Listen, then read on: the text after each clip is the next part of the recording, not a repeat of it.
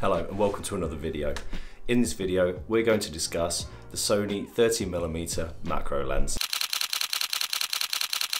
I've had this lens for a couple of weeks now, so am I in any position to be an authority on speaking about the lens? Absolutely not. And is that going to stop me from making a video about this lens? Absolutely not. Sick of filming in this room. The background's really boring. And I like filming in here because I can control the lighting, but the audio is awful. And that's no better.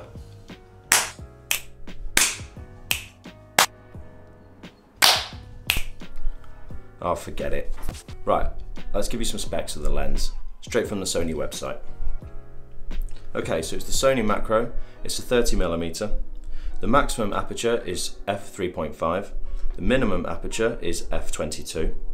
The minimum focus distance is 2.4 centimeters, but actually you can get a bit closer than that. It weighs 138 grams. Let's go and check that.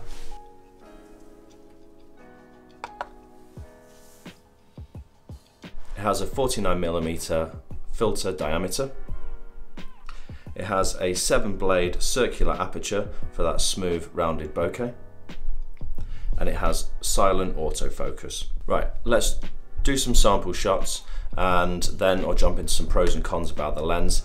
Now, before you see these, do keep in mind that I'm absolutely no photographer. I've no idea what I'm doing.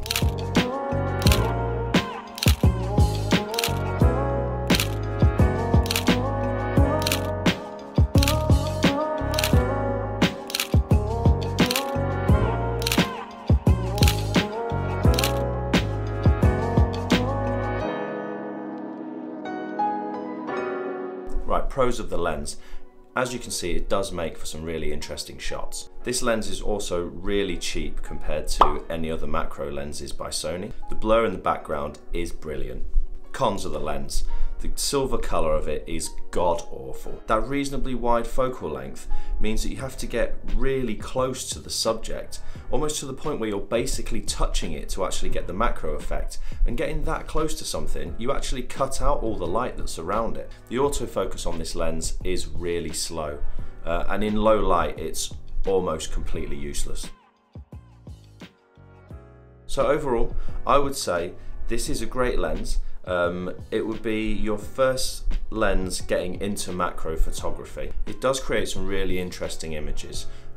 You can also just use it with that focal length of 30mm as a normal lens. I've filmed this entire video just using this lens. If this is your first jump into macro photography, then I would highly recommend this lens, but I think that, like me, this lens will just make you want to get further into macro photography, and it will make you want to buy a more expensive lens. So it may be worth just buying a more expensive lens to begin with.